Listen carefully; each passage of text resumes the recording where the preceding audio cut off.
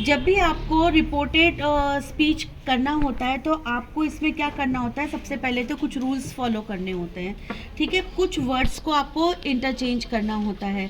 तो पहले वो वर्ड सीख लेते हैं, जैसे टुडे का दैट डे हो जाता है, टुमारो का next day, yesterday previous day, last night previous night, this का दैट, दीज का दोज, हियर का there, hence thence, hereby thereby, now का दैन, दस का सो, अगो बिफोर और जस्ट और दैन।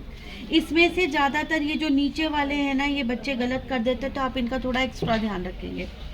उसके बाद क्या होता है कि आप अपने सेंटेंस में कुछ चीज़ें देखते हैं कि अगर उसमें सेज विल से है तो आपको, और यूनिवर्सल ट्रुथ है, जैसे यहाँ पे देखो, he said the earth is round, ये यूनिवर्सल ट्रुथ है, मतलब ये सच्चाई है एक। तो he said that the earth is round, क्या होगा, सिर्फ दैट लगाना है और सारे इन्वर्टेड कॉमास और कॉमास को हटा दिया। ये तो पहला, आप सबसे पहले यही चेक करेंगे कि क्या यूनिवर्सल ट्रुथ है कि नहीं है। He said, teacher said the sunrise in the east, ये भी यूनिवर्सल ट्रुथ है, तो आपने सिर्फ दैट लगाया, इन्वर्टेड कॉमास को हटा दिया। अब बात आती है आपकी इलस्ट्रेटिव, जो एग्जाम्पल्स इसके जो होते हैं, जैसे she said I hate school, she said that she hated school. अब आपको ये समझ में नहीं आ रहा, तो देखो इसके दो तरीके होते हैं। एक तो होता है कि जो आपकी कॉपी दो, कल जिसमें लिखे थे ना वो, कि जो टेंस होता है ना उसको अपन चेंज कर देते हैं। देखो टेंस कैसे चेंज करते हैं, कहा हर तरह का जो आपका प्रेजेंट टेंस होता है वो पास्ट में कन्वर्ट हो जाता है, ठीक है। और फ्यूचर टेंस में ऐसा होता है जहाँ पे विल है उसको वुड कर दो, शैल को शुड कर दो। फिर पास्ट टेंस का क्या होता है, पास्ट टेंस में स्किपिंग होती है। स्किपिंग का मतलब कि पास्ट इंडेफिनेट है तो उसको पास्ट परफेक्ट करो, पास्ट कंटिन्यूस है तो उसको पास्ट परफेक्ट कंटिन्यूस करो, पास्ट परफेक्ट है तो कोई चेंज नहीं होगा, ठीक है। अब ऐसे क्या होता है, कभी बच्चों को कई बार कन्फ्यूजन हो जाता है, क्योंकि इसके लिए टेंसेस क्लियर होने जरूरी है। तो अपने यहाँ तो है सबको टेंस क्लियर, पर नहीं हो तो क्या करो, तो आप कुछ वर्ड्स ध्यान रख सकते हो। जैसे वर्ड की अगर फर्स्ट फॉर्म हो तो उसको सेकेंड कर दो, सेकेंड है तो उसको हैज हैव हैड के साथ आप थर्ड फॉर्म कर दो, ठीक है।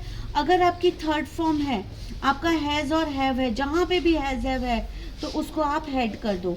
हेड होगा तो आपको कोई चेंज नहीं करना है। इज है उसको आप वॉज करेंगे, आर वर करेंगे, ठीक है। अब अगर वॉज वर होगा तो क्या करेंगे, जब भी वॉज वर होगा तो हेड बीन करेंगे। अब आप कहोगे कि यहाँ पे मैं आईएनजी, कई लोग कहेंगे आईएनजी लगाओ, पर ये अंडरस्टूड है कि is, are, was, were, had been, इन सब के साथ हमेशा आईएनजी ही लगता है, तो यहाँ भी आईएनजी होगा। तो मैं इसलिए आपके स्ट्रेस को कम कर रही हूँ, आपको सिर्फ ये वर्ड देखना है, इसके अलावा कुछ चेंज नहीं करना है। और अगर हेड बीन आईएनजी होगा तो आपको कोई भी चेंज नहीं करना है। तो इस तरीके से भी आप कर सकते हो। तो ये जो तो टेबल्स है ना, ये टेबल्स बहुत इंपॉर्टेंट होती है और इनको फॉलो करके आप अपने सेंटेंसेस को करो।